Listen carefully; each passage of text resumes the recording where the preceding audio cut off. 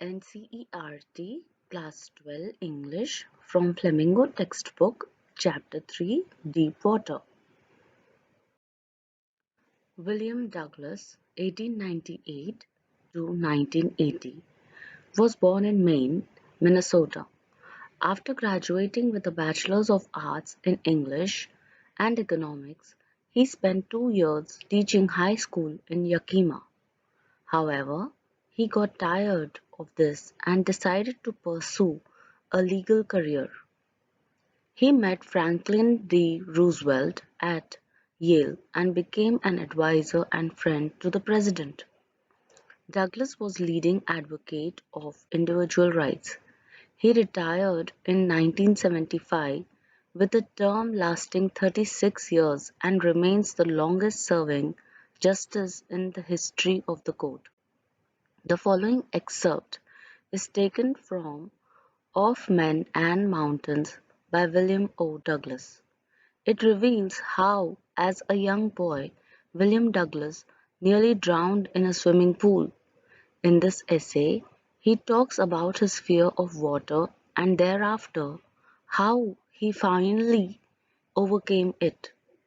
Notice how the autobiographical part of the selection is used to support his discussion of fear. It happened when I was 10 or 11 years old. I had decided to learn to swim. There was a pool at the YMCA in Yakima that offered exactly the opportunity. The Yakima River was treacherous. Mother continually warned against it and kept fresh in my mind the details of each drowning in the river. But the YMCA pool was safe. It was only 2 or 3 feet deep at the shallow end, and while it was 9 feet deep at the other, the drop was gradual. I got a pair of water wings and went to the pool. I hated to walk naked into it and show my skinny legs, but I subdued my pride and did it. From the beginning, however, I had an aversion to the water when I was in it. This started when I was 3 or 4 years old, and father took me to the beach in California. He and I stood together in the surf. I hung on to him, yet the waves knocked me down and swept over me. I was buried in water. My breath was gone. I was frightened. Father laughed, but there was terror in my heart at the overpowering force of the waves. My introduction to the YMCA swimming pool revived unpleasant memories and stirred childish fears. But in a little while I gathered confidence. I paddled with my new water wings, watching the other boys and trying to learn by aping them. I did this 2 or 3 times on different days and was just beginning to feel at ease in the water when the misadventure happened. I went to the pool when no one else was there. The place was quiet, the water was still, and the tiled bottom was as white and clean as a bathtub. I was timid about going in alone, so I sat on the side of the pool to wait for others. I had not been there long when in came a big bruiser of a boy, probably 18 years old. He had thick hair on his chest. He was a beautiful physical specimen, with legs and arms that showed rippling muscles. He yelled, "Hi, Skinny, how do you like to be ducked?" With that, he picked me up and tossed me into the deep end. I landed in a sitting position, swallowed water, and went at once to the bottom.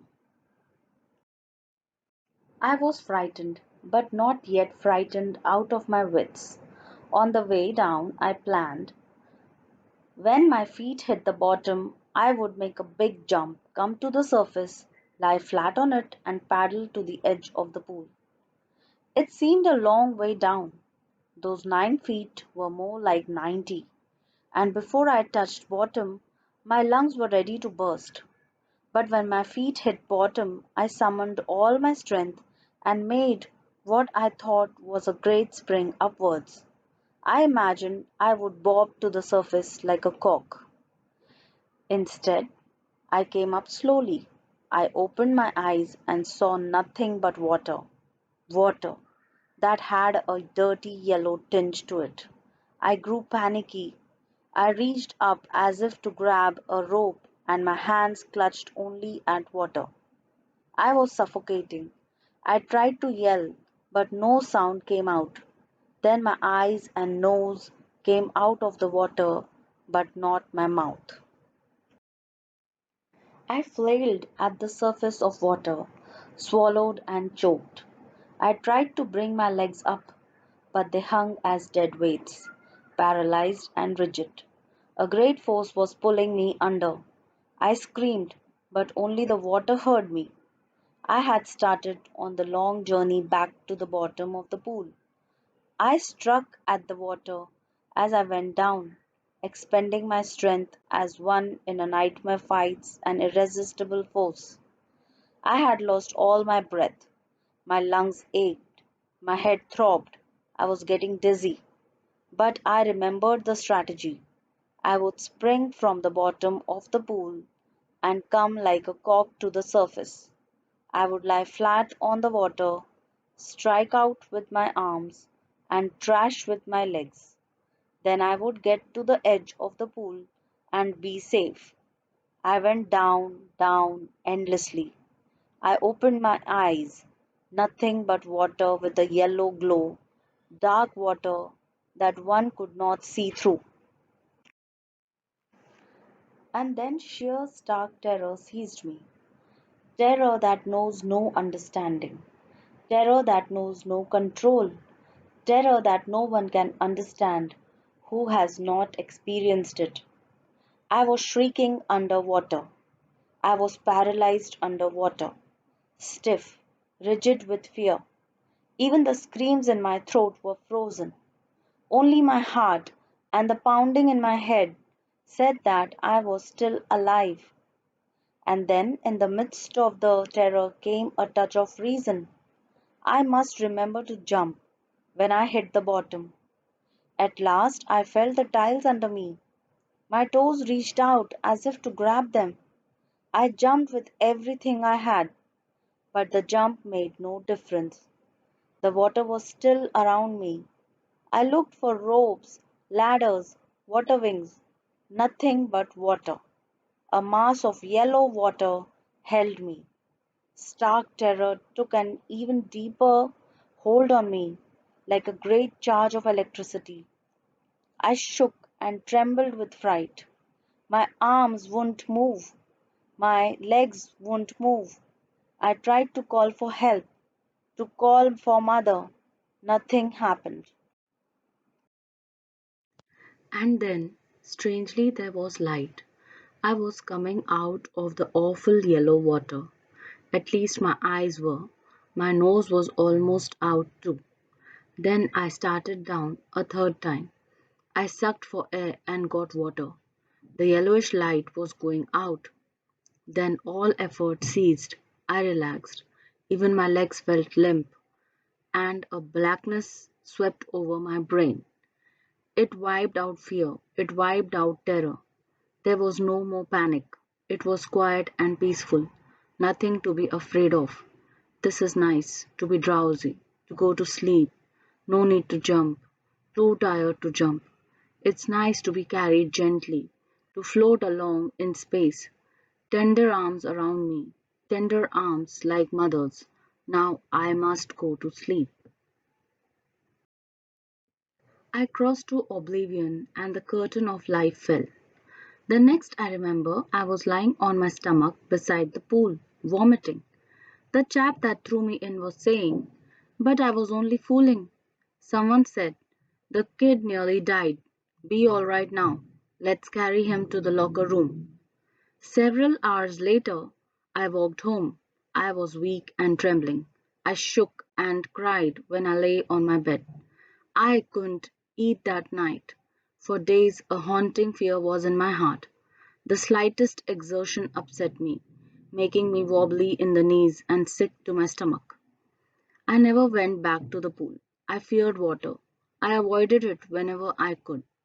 A few years later, When I came to know the waters of the Cascades, I wanted to get into them.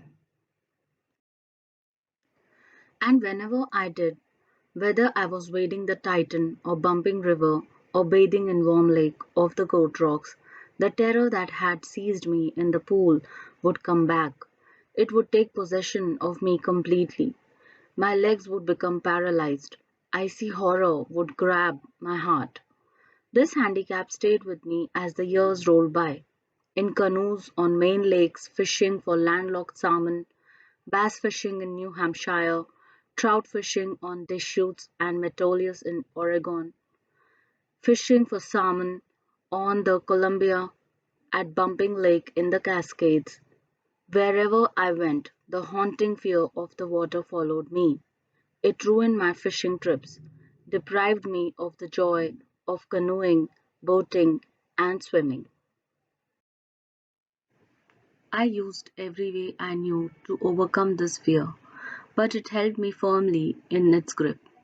Finally, one October, I decided to get an instructor and learn to swim. I went to a pool and practiced 5 days a week, an hour each day. The instructor put a belt around me. A rope attached to the belt went through a pulley that ran on an overhead cable. He held on to the end of the rope and we went back and forth across the pool. Hour after hour, day after day, week after week. On each trip across the pool, a bit of the panic seized me. Each time the instructor relaxed his hold on the rope and I went under, some of the old terror returned and my legs froze. It was 3 months before the tension began to slack. Then he taught me to put my face under water and exhale, and to raise my nose and inhale. I repeated the exercise hundreds of times. Bit by bit, I shed part of the panic that seized me when my head went under water. Next, he held me at the side of the pool and had me kick with my legs. For weeks, I did just that. At first, my legs refused to work, but they gradually relaxed, and finally, I could command them. Thus, piece by piece, he built a swimmer, and when he had perfected each piece, he put them together into an integrated whole. In April, he said, "Now you can swim. Dive off and swim the length of the pool. Crawl stroke." I did. The instructor was finished. But I was not finished. I still wondered if I would be terror stricken when I was alone in the pool. I tried it. I swam the length up and down. Tiny vestiges of the old terror would return. But now I could frown and say to that terror, trying to scare me, eh? Well, here's to you. Look. And off I'd go for another length of the pool. This went on until July, but I was still not satisfied. I was sure that all the terror had left. So I went to Lake Wentworth in New Hampshire, dived off a dock at Triggs Island, and swam 2 miles across the lake to Stamp Act Island. I swam the crawl, breaststroke, side stroke, and backstroke. Only once did the terror return. When I was in the middle of the lake, I put my face under and saw nothing but bottomless water. The old sensation returned in miniature. I laughed and said, "Well, Mr. Terror, what do you think you can do to me?" It fled and I swam on. Yet I had residual doubts. At my first opportunity, I hurried west, went up the Titan to Conrad Meadows, up the Conrad Creek Trail to Mead Glacier, and camped in the high meadow by the side of Warm Lake. The next morning I stripped, dived into the lake, and swam across to the other shore and back, just as Duck Corporon used to. I shouted with joy, and Gilbert Peak returned the echo. I had conquered my fear of water. The experience had a deep meaning for me, as only those who have known stark terror and conquered it can appreciate. In death there is peace. There is terror only in the fear of death, as Roosevelt knew when he said, "All we have to fear is fear itself." Because I had experienced both the sensation of dying and the terror that fear of it can produce, the will to live somehow grew in intensity. At last I felt released, free to walk the trails and climb the peaks and to brush aside fear. Enjoy the video. Do like, share, comment, and subscribe to my channel.